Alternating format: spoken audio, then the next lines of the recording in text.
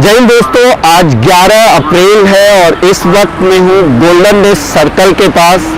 और golden days circle के पास आप देख सकते हैं कि गाड़ियों की आवाजाही बिल्कुल कम है और अगर जो कुछ थोड़ी बहुत गाड़ियाँ आ रही है उसके लिए एमबीवीबी पुलिस की ट्रैफिक पुलिस यहाँ पे मौजूद है और वो पूछताछ कर रही है। यानी कि जैसा कि आपको पता है कि वीकेंड लॉकडाउन चल रहा है, फ्राइडे नाइट से लेके मंडे मॉर्निंग तक चलना है इसे। आज संडे है और आप वीडियो में देख सकते हैं कि जैसा एक साल पहले 11 अप्रैल को लॉकडाउन था उसी तरह का लॉकडाउन कहीं ना कहीं आज भी दिख रहा है। मेरे साथ मौजूद हैं एमजी पाटिल जी। आज 11 अप्रैल है। पिछले साल की मैं अगर बात करूं तो पिछले साल चूँकि कोरोना शुरुआत था और यही वो एमजी पाटिल हैं और इनकी टीम पूरी तरह से जो है गोल्डन डेज सर्कल पे हमेशा नज़र आती थी, हर जगह राउंड अप पे रहते थे और तब बहुत बैरिकेडिंग बहुत होती थी, तब बहुत स्ट्रिक्ट जो है ये होता था। लेकिन इस बार बैरिकेडिंग कम है, लेकिन एमबीवीबी पुलिस, तब थाने ग्रामीण पुलिस थी, अब एमबीवीबी पुलिस हो गया, तो कहीं ना कहीं एमबीवीबी पुलिस, एमबीवीबी ट्रैफिक पुलिस का मैनेजमेंट अच्छा दिख रहा है। सर, पिछले साल और इस वक्त के जो वीकेंड लॉकडाउन है इसमें क्या फ़र्क नज़र आया आप? पिछले साल में 22 मार्च 20 से 20 ते 10/6/20 से 20 तक 3-4 महीना इधर इतना कड़क लॉकडाउन था। वो टाइम पे माननीय पुलिस अधीक्षक श्री शिवाजी राठौड़ साहब थे और आईजी साहब नीति कौशिक साहब थे। वो टाइम पे इतना कड़क नाकाबंदी हमारा गोल्डन नेस्ट में था। हम 4-5 महीने में 13,250 हमारा टीम को लेके हमने इधर कार्रवाई किया है। वो टाइम पे इतना कड़क था, कड़क धूप में भी हम इधर वो टाइम पे काम किए थे। उसके बाद में मैं खुद 19 दिन सेवन हॉस्पिटल अंधेरे में मैं एडमिट था। हमारा माननीय अनिल पवार साहब वो टाइम पे हमारा बॉस थे। वो टाइम पे उनको कोरोना हो गया, उनका देहांत हो गया। वो भी हमको बहुत दुख है। अभी उनका आत्मा को शांति लाभ हो, 1 साल होने को आ गया। हमको भी बहुत बुरा लगता है, फिर क्या करेंगे, भगवान के आगे कोई नहीं है। अभी कमिश्नरेट हो गया है। एमबीवीबी पुलिस के आयुक्त सदानंद दाते जी के नेतृत्व में आप लोगों को किस तरह का मार्गदर्शन मिलता है? मेरा ज़िंदगी में मैं अभी तक पुलिस अधीक्षक आईपीएस पुलिस अधीक्षक अंडर पे काम किया हूँ और पहली बार मेरा नसीब माननीय दाते साहब के अंडर पे मैं काम कर रहा हूँ।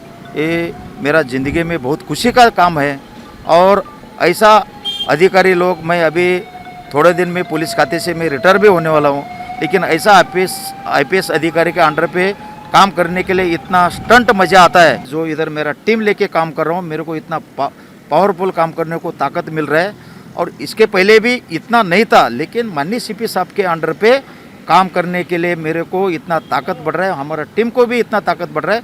लेकिन हम लोगों को ये सूचना दे रहे हैं कि बाबा आप लोग थोड़ा लंबा रहो और कोरोना मुक्त अपने को, ये मेरा भाईंदर क्यों all total Maharashtra Hindustan corona मुक्त करना है। सोशल डिस्टेंस रखो और हमारा सीपी साहब का इंटरेक्शन से हमारा सब टीम पावरफुल काम कर रहे हैं। बहुत अच्छी बात है। मैंने जैसा कहा कि एमबीवीबी पुलिस के आयुक्त सदानंद दाते जी के नेतृत्व में कहीं न कहीं मीरा भाईंदर वसई विरार की पुलिसिंग और अच्छी हुई है। और जैसा इन्होंने कहा कि कमिश्नर के अंदर काम करने का, वो भी आईपीएस सदानंद दाते जी के नेतृत्व में काम करने का मुझे मौका मिला, वो बहुत खुशी की बात है। ये वही एमजी पाटिल है जिसे मैंने आपको पिछले साल लॉकडाउन में चलते चलते मैं बहुत बार दिखाया होगा इनको जगह जगह काम करते हुए।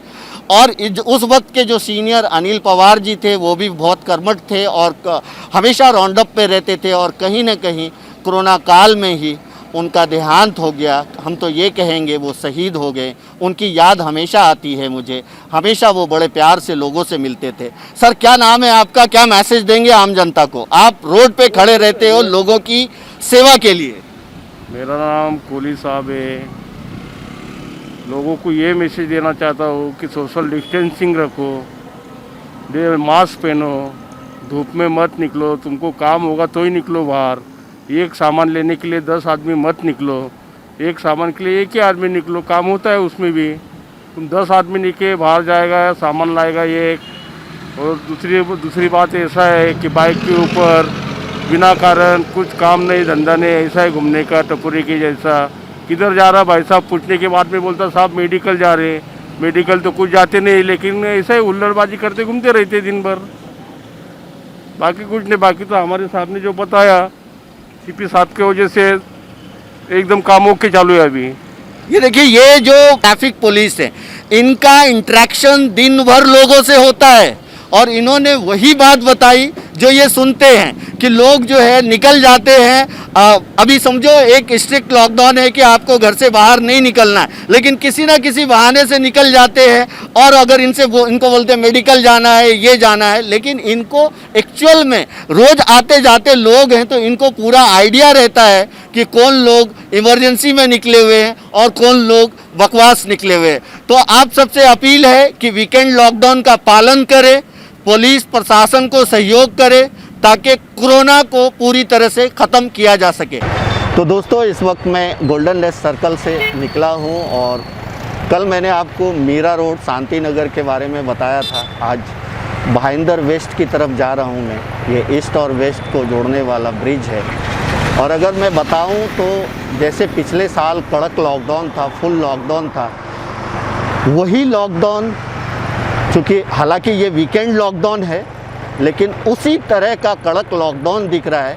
हालांकि जब से लॉकडाउन 2 हुआ है तो लोगों का विरोध ही चल रहा है लॉकडाउन 2 को लेकर के। लेकिन अगर मैं बात करूं तो उस वक्त मीरा भाईंदर थाने ग्रामीण में आता था और इस वक्त मीरा भाईंदर वसई विरार कहीं ना कहीं कमिश्नर के अंडर में आता है और जिसको लीड कर रहे हैं जो हमारे मीरा भाईंदर वसई विरार के कमिश्नर हैं वो सदानंद दाते जी हैं और उनके नेतृत्व में ही लॉ एंड ऑर्डर यानी पुलिस का जो ट्रैफिक पुलिस हो चाहे कोई भी पुलिस हो, उनके ही नेतृत्व में काम कर रही है।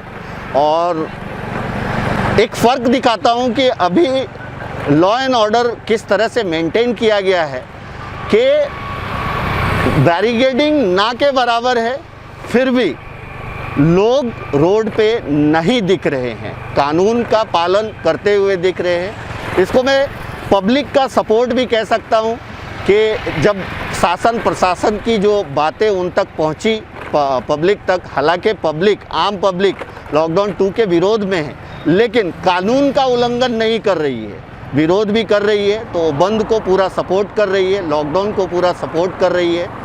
और उसी वजह से आप देख रहे हैं कि रोड पे चूँकि फुल लॉकडाउन है फ्राइडे नाइट से लेकर के मंडे मॉर्निंग तक, और फुल लॉकडाउन में अत्यावश्यक सेवा को छोड़ करके कोई भी लोग ट्रैवल भी नहीं कर सकते इमरजेंसी के अलावा।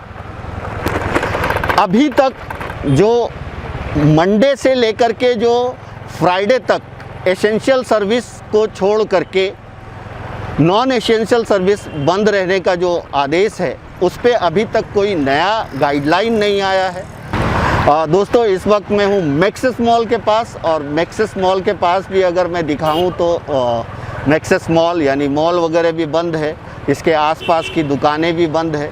तो कहीं ना कहीं ये पुराना जो 11 अप्रैल अगर 2020 की बात करूं तो उसी तरह का सीन देखने को मिल रहा है, उसी तरह की जो है लॉकडाउन देखने को मिल रहा है। हालांकि लॉकडाउन 2 का लोग विरोध कर रहे हैं लेकिन कानून का पालन करते हुए लोग अपनी अपनी आवाज़ जो है सरकार तक पहुंचा रहे हैं। दोस्तों, वाकई में कोरोना की संख्या महाराष्ट्र में बहुत तेज़ी से बढ़ रही है और अगर मैं सरकार की बात करूं तो सरकार को एकमात्र यही सॉल्यूशन दिख रहा है कि कुछ दिनों के लिए फुल लॉकडाउन लगाया जाए जिससे चेन ब्रेक हो सके। लेकिन इस पे सभी की सहमति ज़रूरी है, इसीलिए सारे पार्टी के नेताओं के साथ वार्तालाप हो रहा है, बातचीत चल रही है। ये तो हुई पॉलिटिशियन, नेता, लॉ एंड ऑर्डर की बात, लेकिन आम आदमी की अगर बात करें हम तो आम आदमी का कहना है कि लॉकडाउन 2 उन्हें नहीं चाहिए।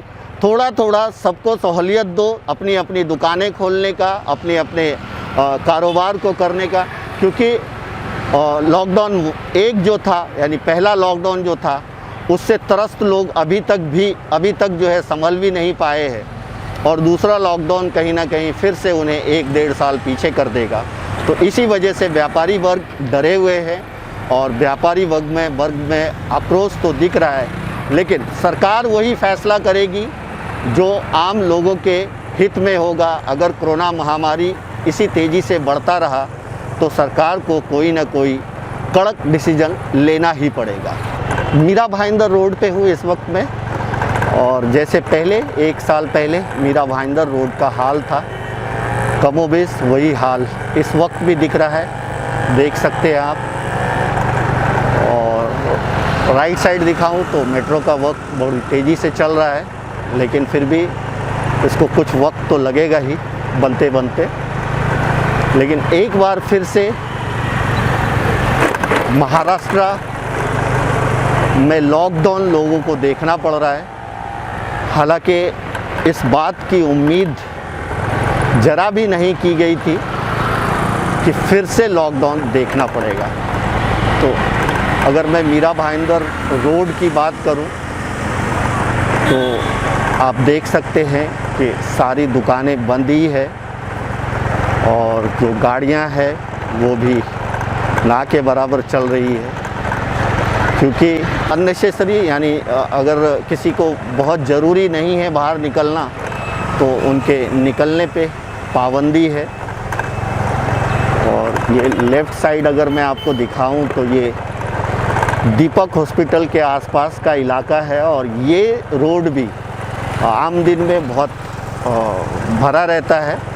दोनों साइड भाजीपाला की दुकान भी लगती है। हमेशा बात करता हूँ उन तबकों को जिनका कि हर रोज़ का ही कमाना, मतलब हमारे देश में ऐसे बहुत सारे लोग हैं जो पूरे दिन जब तक काम नहीं करेंगे तब तक उनके घर का चूल्हा नहीं चलेगा।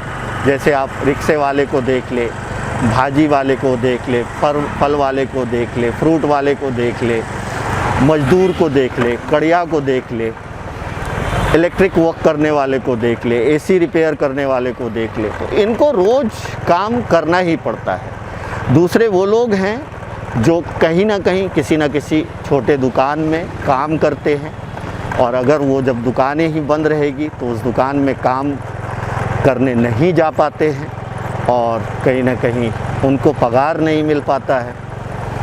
तो ये सारे तबके के लोग परेशान होते हैं। अगर बड़े व्यापारियों की बात करूं तो उनको भी परेशानी होती है, क्योंकि उनके खर्चे बड़े होते हैं, उनको सब कुछ देखना पड़ता है।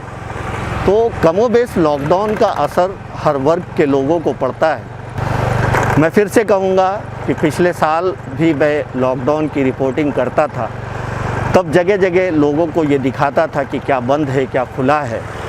लेकिन इस लॉकडाउन को लॉकडाउन 2 मैं मन से कर भी नहीं पाता हूँ, लेकिन आपको सच्चाई दिखाना भी ज़रूरी है कि फिर से हमारा शहर लॉकडाउन की ओर आ चुका है, और कहीं ना कहीं इस लॉकडाउन से बचने का एकमात्र तरीका है कि हम सारे प्रिकॉशंस लें, गवर्नमेंट के गाइडलाइन का पालन करें। लास्ट में मैं इतना ही कहूँगा कि आप सब अपना ख्याल रखें, एक दूसरों को दुआओं में याद रखें, हमें भी दुआओं में याद रखें। Thank you so much.